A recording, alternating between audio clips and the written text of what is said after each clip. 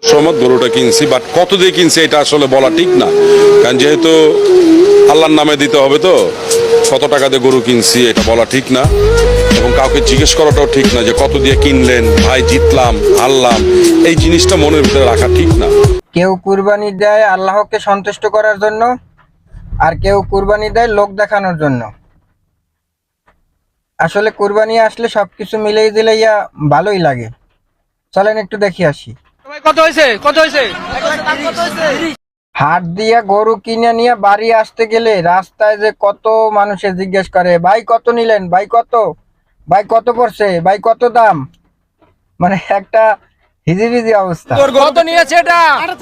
৭৮,০০০ টাকা।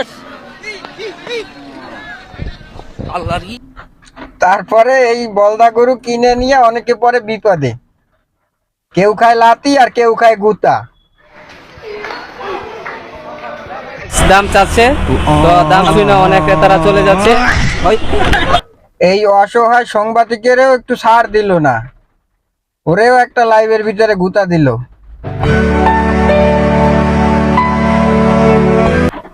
এই হাসিটা ভাই কোনো সুখের হাসি না, এক বুক ভরা কষ্ট নিয়ে এই হাসিটা দিছে।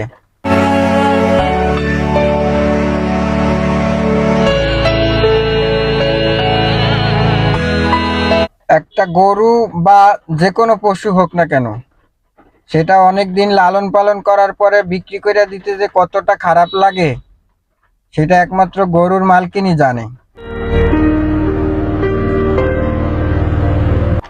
আবার কেউ কান্না করে সঠিক দাম না পেয়ে বাধ্য হয়ে বিক্রি করা লাগে দেখা। এসে পড়েছে অচেনা শহরে, ফিরা হবে না আর নিজ গোয়ালে। হাজারো মানুষের পশুগুলা ফিরবে না আর নিজ বাড়িতে। এই কোরবানির ঈদে হাজার হাজার মানুষের ভালোবাসার গরুগুলা বিক্রি হয়ে যায় টাকার কাছে।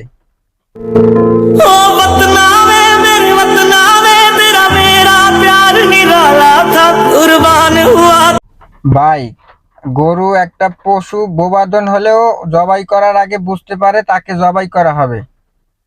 তাই সবাই চেষ্টা করব সঠিক নিয়মে কুরবানি দেওয়ার, সঠিক নিয়মে পশু জবাই করার।